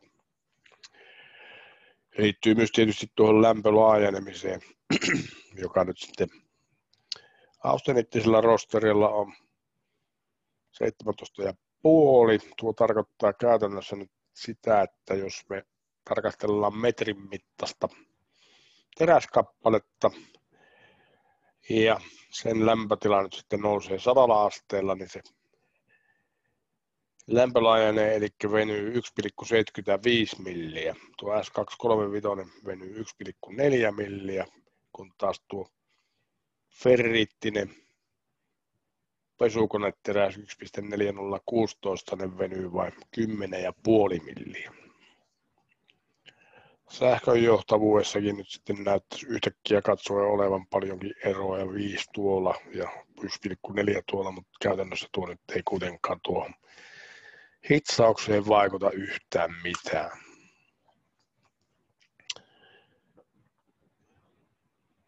Siellä sitten kerrotaan hyvinkin yksityiskohtaisia asioita liittyen nyt sitten tuohon austenittiseen ruostumattoman teräksen hitsaukseen. Tuolla nyt sitten tuo lämmönjohtavuuden vaikutus hidastaa hitsin jäähtymistä, voi lisätä herkistymisvaaraa vetelyitä. Lämpölaajenemiskerroin, kun on 50% suurempi, nimenomaan lisää vetelyitä. Osien sovitukset, sillotukset on tehtävä huolellisemmin ja tiheämpään, ja hitsausjärjestystäkin on mietittävä kyllä aika paljon sitten yksityiskohtaisemmin kuin noita ferriittisiä teräksiä hitsattaessa. Siinä on taas asioita, joka olisi pitänyt rapsata tästä meidän luonnosta kokonaan pois. Ferriitti hitsiaineessa, siitä voin todeta vain, että niin kuin ehkä olen jo maininnut, että se on siellä hyväksi ja jopa välttämätöntä silloin, kun halutaan olla varmoja, että siellä ei sitä kuumahalkeilua tule esiintymään. Ja ferriittidiagrammithan me käytiin jo läpi siellä ihan alussa. Tuo on tuonut tuommoisen esimerkin, jossa nyt on meillä hitsattavana teräksenä ollut perusaine AISI 30 S-tyyppinen runsasseosteinen ruostumaton teräs. Tuota käytetään Terrafamen kaivoksen rikkivetykehittimissä. EN-teräksenä se on standardin EN 10095, eli tulen kestävä standardin vaatimusten mukainen X 8 CRNI 25-21, eli 25% kromia, 21% nikkeliä, noin 0,05% hiiltä, ja itse teräs on tukevasti tuolla austeniittialueella. Tuossa on nyt se 3 lisäainetta, jota käytetään tuon teräksen hitsaukseen, ja alun perin siellä kai käytössä on ollut sitten tuo 2520 L, eli tuo, sekin on täysin austeniittinen, eli noita kun nyt käytetään yhdessä, niin siellä kyllä täytyy hyvinkin miettiä etukäteen, että mikä meillä nyt siellä sitten hitsipalon tai hitsiliitoksen leveys-syvyyssuhde on. Jos siellä se hitsipalko on liian kapea suhteudessa syvyyteen, niin aika varmaa, että sitä kuumahalkeilua siellä tulee esiintymään. Sen sijaan, jos käytettäisiin tuota lisäainetta, joka on selkeästi tuolla kaksifaasialueella, niin sinne hitsiin saataisiin nyt sitten rakenne, joka on suurin piirtein tuossa puolessa välissä, tai itse asiassa sekoittumisasteesta riippuu. Ja tuosta kun yhdistetään nuo kaksi ja ajatellaan, että hitsaillaan sitä nyt sitten, niin kuin tuossa tapauksessa yleensä tehdään tikillä tai jauhekaaralla, jos sitä hitsataan jauhekaaralla, niin sekoittumisaste voi helpostikin olla jopa 50%, silloin mennään täältä perusaineesta tuonne lisäainetta kohden puoleen väliin ja tullaan sopivasti tuonne kaksifaasialueelle. Sillä saadaan vältettyä sitten sitä kuumahalkeilun riskiä sitten jo automaattisesti tuon kautta, ja ei tarvitse olla niin huolissaan niistä hitsausarvoista muuten eikä sitä railogeometriastakaan. Ja nuo on nyt sitten niin hitsausmetallurgiaa syvälle meneviä asioita, että voidaan hyvinkin skipata tässä vaiheessa. Tuo nyt pysäytetään jonkun verran, eli esikuumennustahan näillä austenittisilla ruostumattomilla teräksillä käytännössä ei käytetä. Ainut, missä sitä nyt voidaan jonkun verran tehdä, jos on tarpeen, jos halutaan railot kuivata, niin voidaan nostaa nyt sitten tietysti johonkin 100-asteeseen tai 75-100-asteeseen, mutta yleensä ei ollenkaan. Lisää myös lämmöntuontia, totta kai hiastaa sitä itse jäähtymistä. Ja seurauksena voi olla siis edellä kuvattuja asioita, mitä ne nyt on. No siis pahimmillaan herkistymistä, eli sitä kromikarbidin erkautumista, vetelyitä ja näin edelleen. Railomuodot sitten tuon mukaisesti. Sitäkään nyt ei tässä yhteydessä tarvitse sen kummemmin tietää. Tuossa taas tuommoinen mielenkiintoinen esimerkki. Kun se kerran tuohon tuli, niin täytyy se läpikäydä äkkiä. Kysymyksessä on tuommoinen hönkälinja sellutehtaalla soodakattilalta. Muistaakseni tuossa nyt sitten johdetaan jotakin hönkkää johonkin puhistettavaksi. Eli siinä höyryssä, jota tuolla menee, niin siellä on lipeää ja mitähän kaikkea lieneekään. Joka tapauksessa paikallinen korroosio on päässyt iskemään, siis näyte kun tuli minulle näytti tuolta ja yhtäkkiä sitä kun alkoi silmäilleen, niin se näytti aivan siltä, kun joku olisi kiekkojyrsimellä vetänyt sinne sitten tuommoisen uraan. Kysymyksessä ei tietenkään ollut tämmöinen koneistus, vaan sieltä oli materiaalia nyt sitten häipynyt korroosion johdosta, ja miksi näin oli tapahtunut, niin tämä oli toimitustilalta semmoinen putki, että sitä ei ollut lämpö käsitelty siellä putkitehtaalla, ja silloin käytännössä tuo hitsi, kun on jähmettymisrakenne kysymyksessä, niin on korrosiokestävyydeltään heikompi kuin tuo muokattu, hehkutettu perusaine, ja noissa olosuhteissa ei ollut sitten kestänyt, siis tuolla perusaineessakin näkyy pistekorroosiojälkiä hyvinkin paljon, ja tuosta hitsin kohdalta se oli sitten alkanut syöpymään oikein kunnolla. Mitä tästä sitten opittiin, niin silloin alun perin, kun tilattiin tuota materiaalia tuohon putkilinjaan, niin olisi pitänyt sinne valita pikkusen runsasseosteisempi ruostamaton teräs ihan kokonaan, mutta sitten olisi myös pitänyt muistaa laittaa se tilauspeksi, että se toimitustila pitää nyt olla sitten hehkutettu ja peitattu.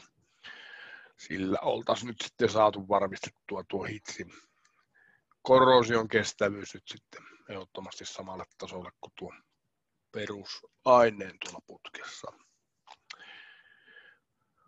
Ferriittisten rosterien hitsattavuudesta sitten hyvin lyhyesti kerrottuna. Mä sanoin jo tuossa yhdessä vaiheessa, että se 1.4016, eli stabiloimaton, ylipäätäänkin muutkin stabiloimattomat teräkset, niiden hitsaus nyt on vähän rajoitettu. Mihin siellä pitää kiinnittää hyvin paljon huomiota, niin lämmön tuonti, että se saadaan pidettyä mahdollisimman matalana. Tuo 4016 erityisesti, niin se ei sovellu oikeastaan kuin pistehitsaukseen. Sitten kun meillä on ne stabiloidut laadut, niin niiden hitsattavuus pääsääntöisesti hyvä, mutta sielläkin pitää muistaa, että lisäaine nyt sitten ensimmäinen vaihtoehto aina on austeniittinen lisäaine, koska jos meillä on ferriittinen lisäaine käytössä, niin sen sitkeyden varmistaminen on kyllä sitten erittäin haastava asia. Sinne kun valitsemme austeniittisen lisäaineen, niin se puoli kolikosta on sitten automaattisesti kunnossa, ja se, että meillä on se stabiloitu teräs siellä kysymyksessä, niin myöskin sitten ehkäisee siinä muutosvyöhykkeellä rakeen kasvun, joka stabiloimattomissa laaduissa nyt sitten ilman muuta on vaarana. Ja sillä stabiloimattomissa laadussa edelleen myöskin se martesiitin muodostuminen oli se toinen riski. No esikuumennosta voidaan käyttää niin sanottujen puoliferriittisten terästen hitsauksessa. Tämä on suoraan tuolta 10.11.3 standardista kopipastettua asiaa. Samaten tässä. Ei kuitenkaan nyt sitten tähän meidän kurssiin liittyen ole syytä sitä alkaa kovin opiskelemaan. Ehkä mainitsen tuolta vielä se ainoan poikkeuksen, milloin me ferriittisiä ruostumattomia hitsatessa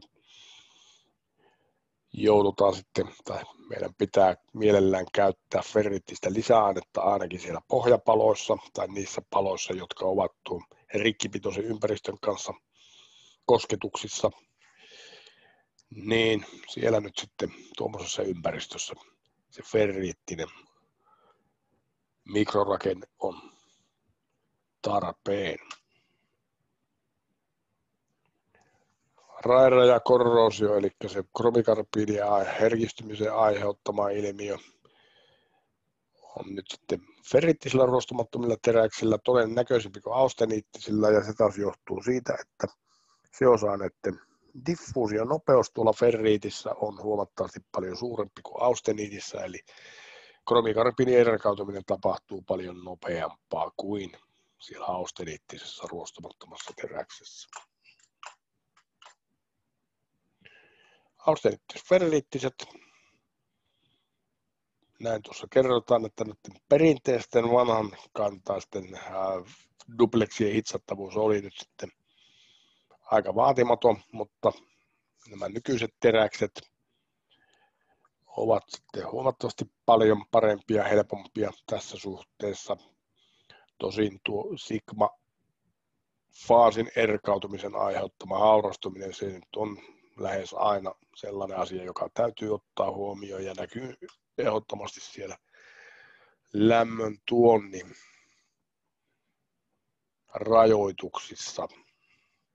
Eli tuossakin, niin kuin lukee, suuri hitsauksen lämmön tuonti voi aiheuttaa muutosvyöhykkeen rakeenkasvua ja haurastumista. Ja haurastuminen johtuu nyt sen rakeenkasvun ohella siitä sigma-faasin muodostumisesta. Noitahan meidän ei tarvitse tietää tässä yhteydessä. Sitten täällä on lisäaineiden ja niiden valinnasta. Tuohon nyt sitten listattu noita ruostumattomien terästen lisäainestandardeja.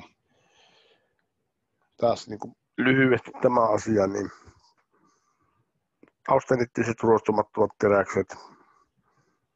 Ykkösasia on siellä, että ymmärrätte, että pitää valita yliseostettu lisäaine sen korrosion kestävyyden varmistamiseksi. Eli niin kuin mä tuossa jo totesin sen yhden kuvan kohdalla, niin jäämettymisrakenteinen hitsi, sen korrosion kestävyys, jos se on sama koostumus kuin siinä perusaineessa, on aina heikompi sen jäämettymisrakenteen johdosta. Ja sen takia tarvitaan nyt sitten niin sanotusti yliseostettu lisäaine, ja se me opitaan sitten siellä hitsausmetallurgian kurssilla, miten semmoinen asia myöskin varmistetaan. Tuossa nyt sitten esimerkkinä ennen kuin menen tuohon, niin edelleenkin pähkinänkuoressa tästä lisäaineen valinnasta. No ferriittisten osalta se asia käytti jo äsken läpi. Austeniittis-ferriittisten osalta myöskin siellä se yliseostettu lisäaine. Siellä monesti myöskin haasteeksi tulee se, että me saadaan varmasti lujuus nyt sitten sille hitsille riittäväksi. Mutta muistellaanpa vähän niitä asioita, joita ollaan käyty aina silloin tällöin luentojen yhteydessä läpi tai kerrattu, eli tuo luokittelumerkintä, tuossa nyt tyypillinen ruostumattoman teräksen lisäaineen luokittelumerkintä, prosessi 111 eli puikkohitsaus, lisäaineet löytyy tuolta ISO 3581 standardista ja sen standardin A-luokittelutavan mukainen merkintä E199LB22. E tarkoitti sitä puikkohitsausta 19.9L kemiallisen koostumuksen tunnusta ja se menee aika helposti ja loogisesti täällä rosteripuolella eli 19% kromia, 9% nikkeliä, L viittaa matala hiiliseen laatuun, B niin kuin aina ennenkin puikkohitsaus lisäaineiden kyseessä ollessa siihen päällystetyyppi eli emäksinen ja ihan samaan tapaan kuin siellä seostamattomien ja lujien terästen puolellakin kakkonen puikon riittoisuus ja toinen kakkonen siellä hitsausasento. Ja täällähän nyt sitten ei tarvita vetyluokittelua johtuen siitä, että se austeniittinen kidenrakenne nyt sietää sitä vetyä monin kerroin enemmän kuin ferriittinen lisäaine. No, tuo on tuttua juttua monesta luennosta. Siinäkin niin yksityiskohtiin menevä asia, että suosiolla me nyt nämä ohitetaan. Tuossa nyt sitten, jos haluatte jossain vaiheessa vähän opiskella lisää, niin nimenomaan tästä yliseostuksesta. Sitä voidaan arvioida tuommoisen PRE-luvun, eli Pitting Resistance Equivalence, joka lasketaan nyt sitten kaavalla, joka ottaa huomioon teräksen kromipitoisuuden, molybdeenipitoisuuden ja olikohan se sitten typpipitoisuuden. Kyllä, PRE-indeksi kromipitoisuus plus 3,3 kertaa molybdeeni plus 13 kertaa typpi. Ja nyt siinä lisäaineessa pitäisi olla tuon PRE-arvon noin 5 pykälää korkeampi kuin perusaineessa. Siinä siitä PRE-indeksistä vähän vielä lisää. No, mikä tässä nyt vielä oikeasti on tärkeää ja pitää käydä läpi muutama juttu, eli suoja- ja juurikaasut. Suojakaasunahan yleensä käytetään sitten tuommoista hieman hapettavaa seoskaasua. Yleensä, jos Aakan tuotteesta puhutaan, Misonin 2. Joskus myöskin tuommoista heliumilla terästettyä Misonia. Heliumi parantaa tunkeumaa, eli silloin kun tavoitellaan suurta tuottavuutta ja on sarjatuotannosta kysymys, niin silloin kannattaa optimoida kyllä kaasu tuonne heliumisuuntaan normaalitilanteessa. Huomattavasti järkevämpää on käyttää tuttua ja turvallista 2% CO2 sisältävää argonia. Täytelankahitsauksessa käytetään itse asiassa ihan samoja kaasuja kuin tuolla ferriittisten terästen hitsauksessa. Periaatehan tässä nyt on se, että käytetään nyt sellaista kaasua, joka mahdollisimman vähän kuitenkin hapettaa sitä itse terästä siitä.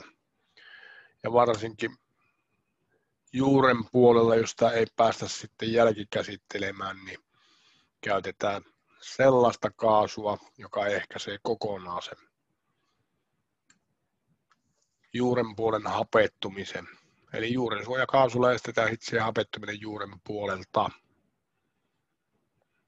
Mitä tummempi juuripalosta ja ympäröimän levyn pinta on, sitä suurempaa hapettuminen ja sitä huonommin se kestää nyt sitten korroosiota. Hyvälaatuinen juuripalko on kirkas, yleensä hopean värinen. Ja minkälaisia juurensuojakaasuja siellä käytetään, niin puhasta argonia.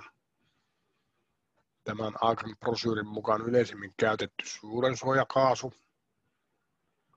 Sopii kaikille ruostumattomille teräksille, kaasun ulostuloaukko on sijoitettava ylös. Argonihan on ilmaa raskaampi kaasu, eli jos se menee alhaalta tuo poistoaukko, niin se johtaa siihen, että siellä nyt ei se kaasusuojaus sitten toimi niin kuin pitäisi. Toinen käytetty juurensuojakaasu on sitten tuo Formier 10, kun pysytään taas Aakan tuotteessa, eli typpeä, jossa on 10% vetyä. Kuitenkin molemmissa tapauksissa se ajatusidea on se, että me saadaan tuollaisen kaasun käytöllä siellä ajettua happi nyt sieltä juuren puolelta kokonaan pois.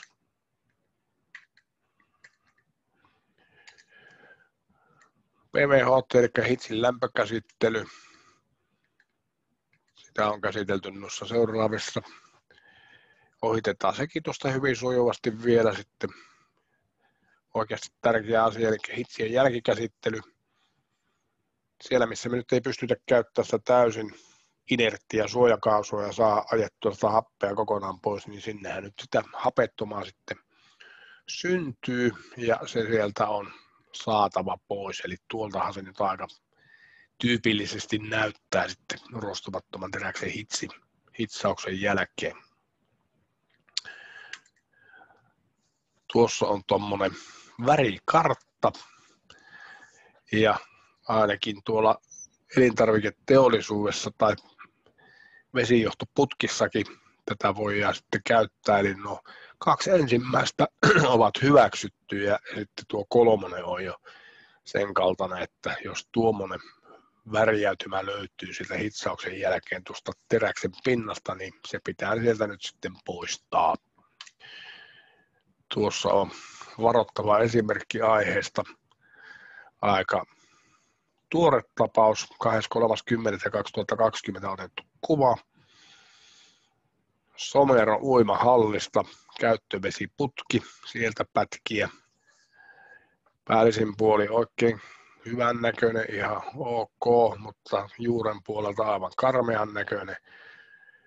Täälläkin nyt oli sitten reikiä tullut aika moneen kohtaan ja sitä oli jouduttu sitten paikkailemaan useampaankin otteeseen. Ja tämän tutkimuksen jälkeen suositus oli se, että sieltä on koko putkisto uusittava ja valmistettava asianmukaisesti. Tässä oli käytetty tai yritetty suojata tuota juuren puolta käytetty juurensuojatahanaa. Tuo valkoinen väri on peräisin siitä, mutta niin kuin nähdään, niin tuo juurensuojatahana nyt ei sitten ollut pystynyt ehkäisemään sitä hapettumista lähellekään tarpeeksi hyvin. Ja täällä nyt taas sitten ihan samalla lailla kuin siellä yhdessä esimerkissä, niin tuohon pintaan nyt sitten jostakin syystä se käyttövesi oli saanut aikaiseksi sitten pistekorroosiota, joka sitten oli sieltä tietyistä paikoista päässyt tuon seinävän läpi ja alkanut suihkuttelemaan sitten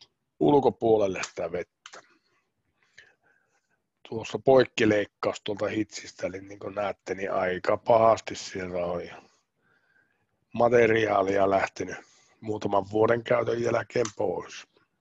Miten se jälkikäsittely sitten tehdään? Ainut oikea tapa on tehdä sille mekaaninen puhdistus ensin, sen jälkeen kemiallinen käsittely, eli peittaus ja passivointi. Peittausleivos suunnitellaan siten, että syövyttää hitsauksen syntyneen oksidikerroksen passivoi pinnan. Peitattu teräspinta huuhdottava perusteellisesti peittauksen jälkeen, jotta liuos ei pääse edelleen syövyttämään pintaa. Siinä peittausliuoksessahan käytännössä on hyvinkin voimakkaita syövyttäviä happoja, fluorivetyhappoa. Sen rooli nyt sitten tuolla on syövyttää ihan oikeasti siitä hitsin tai hapettuneen hitsin pinnasta se hapettunut kerros ja kromiköyhä vyöhyke myöskin pois. Sitten siellä on hapettava happokomponentti, eli yleensä typpihappokatta. Rikkihappo voi olla, fosforihappoakin. Se nyt sitten passivoi sen pinnan ja varmistaa sen korrosion kestävyyden. Tuossa sitten vähän käytännön vinkkejä, miten sitä puhdistusta voidaan tehdä ja mitä se edellyttää. Sitten täällä on näitä eri haurastumisilmiöitä, jotka nyt jätämme tässä yhteydessä ihan rauhaan. Ja päästään varmaan vielä tulen kestävyyden pariin. Lyhykäisesti vielä tuosta tulen kestävyydestä, eli mekanismi, johon minä tämän kyllä sitten lyhykäisesti teille kerron, että silloin kun meillä on sopivia seosaineita tuolla teräksessä, niin siihen teräksen pintaan korkeassa lämpötilassa syntyy tuo suojaava oksidikerros. Eli lämpötilan kohotessa reaktionopeus kasvaa, erityyppisiä oksidiyhdisteitä voi muodostua, mutta kun siellä on sitä kromia grafiittipiitä ja alumiinia, niin se on hyvin hidasta tuo oksidikerroksen paksuuden kasvaminen. Ja miten kromipitoisuus nyt vaikuttaa, niin tuosta mennään se aika helposti aina tuonne yli 20% pitoisuuksiin saakka se painohäviötä sitten pienentää huomattavissa määrin. Kaikkein voimakkainta se vaikutus on tuolla, kun päästään tuonne johonkin 6-8% tietämille. Sen jälkeen se alkaa sitten hiastua, mutta aina tuonne 24, mihin tämä päättyy, niin pikkasen se siellä paranee koko ajan, käytännössä vielä ihan 30% asti, eli tulen kestäviä teräksiä, austeniittisiä ruostumattomia, ferriittisiä ruostumattomia, niitähän löytyy nimenomaan sellaisia, joissa on jopa melkein 30% kromia. Tuo on ihan käyttökelpoinen kuva siinä vaiheessa, kun joutuu oikeasti pähkäilemään, minkälainen tulenkestävyys milläkin teräksellä sitten on, eli täällä nyt on Sandvikin jostakin brosyyristä tämä kopipastettu tänne, ja he ovat käyttäneet nyt sitten sujuvasti noita ASI-merkintöjä, joita nyt sitten aika yleisesti käytetään näistä ruostumattomista teräksistä. Näyttää olevan nimenomaan nyt korkean lämpötilan käyttöön soveltuvia H, eli korkeahiilisiä laatuja tässä. 304 on se meidän 18.8, 321 on titaanistabiloitu, 18% kromia, 8 nikkeliä tai 10 nikkeliä sisältävä. 347 on niobistabiloitu, 316 ne on ihan 304 vastaava molybdeniseosteinen, ja noiden korkean käyttölämpötila nyt on tuolla kohtuu matala kuitenkin, 850 astetta. Tuo kertaalleen mainostamani 310 eli X8 CRNI 25-21, sitä voidaan käyttää aina 1000 saasteen lämpötilaa.